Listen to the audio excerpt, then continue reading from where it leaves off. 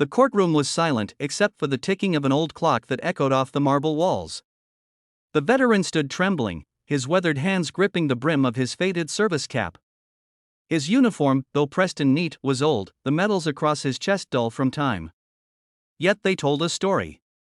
A story of blood, sacrifice, and courage, but to the man behind the bench, the Honorable Judge Robert Kingsley, they meant nothing. "Mr. Thompson," the judge said, adjusting his glasses with a smirk, "these medals you claim to have earned, they look very convincing. Tell me, did you buy them online?"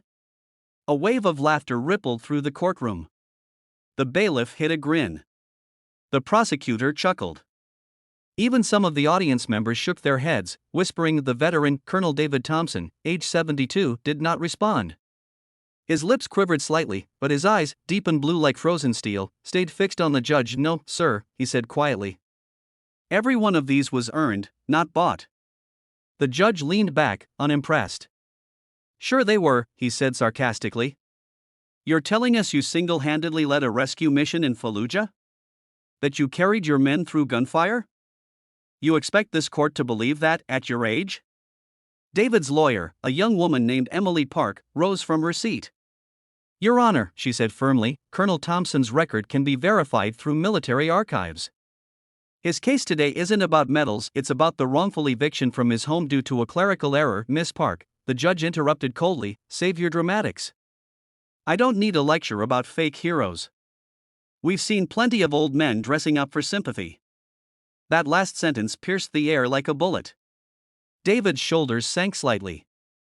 His medals shimmered faintly under the courtroom lights, each one representing lives saved, comrades lost, and sleepless nights filled with the ghosts of war. He wasn't there to prove his worth. He was there to save the only home he had left, the small wooden house where he and his late wife had raised their 2 children. But at that moment, the world seemed to turn its back on him. Emily tried to speak again, but the judge waved his hand. "Enough. I've heard enough of this nonsense. This man is wasting the court's time."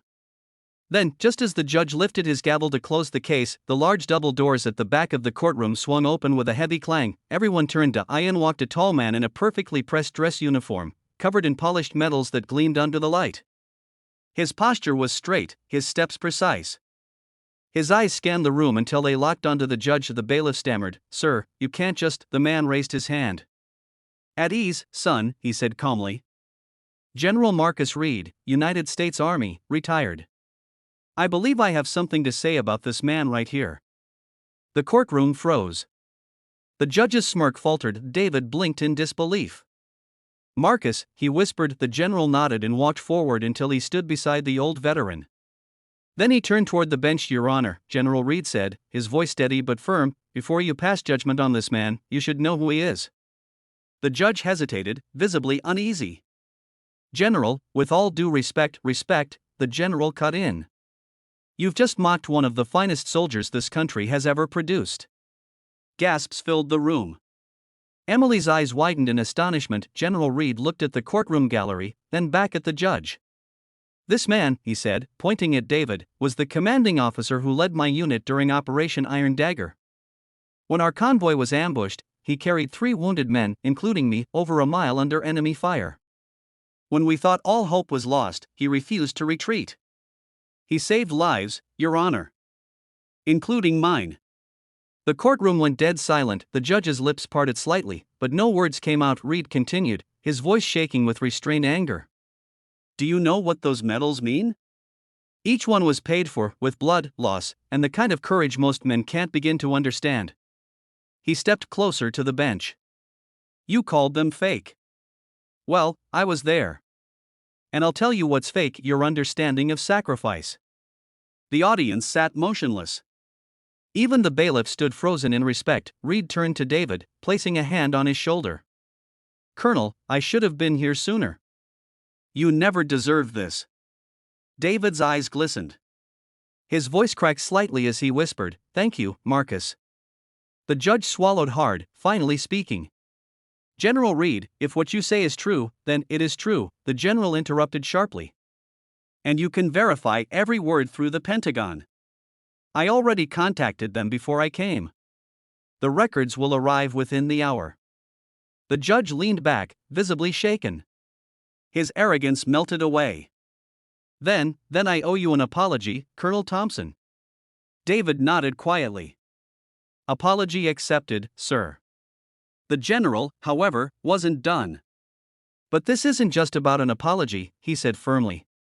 It's about how we treat those who gave everything for this country.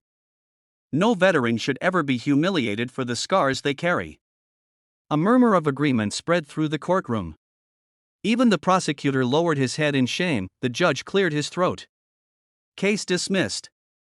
The eviction order is void.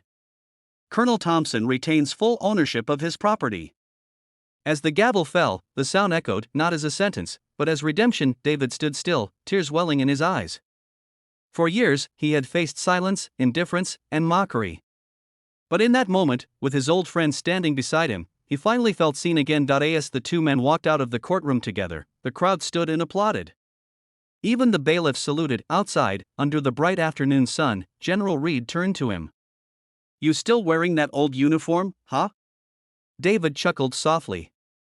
Guess I never learned how to take it off. Reed smiled. Good. Because men like you remind the world what honor really looks like. David looked up at the sky, his voice soft. Sometimes, Marcus, I think the world forgets what these medals mean. The general nodded. Then we'll just have to keep reminding them. And as they walked toward the parking lot, two old soldiers, side by side, the world suddenly felt a little more just, a little more grateful, and a lot more human, because respect isn't given by rank, or age, or medals. It's earned by heart, and sometimes, all it takes is one man's courage, to remind everyone what real honor looks like.